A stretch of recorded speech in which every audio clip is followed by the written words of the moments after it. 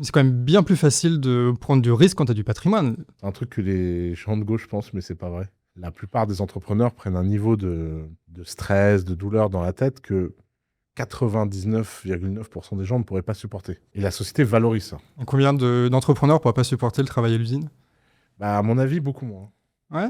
Pour avoir été dans les deux mondes, je peux te dire que j'ai vu, moi, les gens de mon origine sociale complètement se décomposer face à la moindre prise de risque, en fait. C'est quoi ton origine sociale? Moi, je suis grandi dans des HLM à Tours, en ZEP.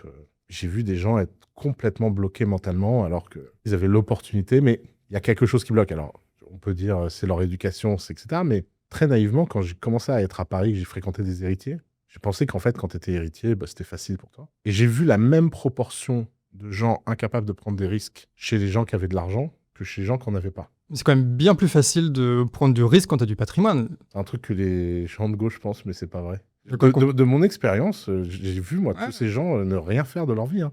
D'ailleurs, Ah oui, c'est sûr. la majorité Mais- des héritiers ne font rien parce qu'ils ont peur. Ils ont peur d'échouer, ils ont peur du regard des autres. Si tu es là, que tu travailles, que tu es en galère, que tu as des potes qui sont en galère, que tu as la famille qui est en galère, que tu dois gérer tous ces merdes-là, beaucoup plus difficile de devenir milliardaire que quand tu as ton papa qui est là, qui te file les 5000 balles par mois quoi qu'il arrive, que toi tu as déjà les petits réseaux parisiens parce que tu étais déjà dans les soirées de papa pour monter les boîtes. C'est pour ça qu'aujourd'hui, dans les boîtes, on retrouve quand même essentiellement des héritiers, des fils d'héritiers.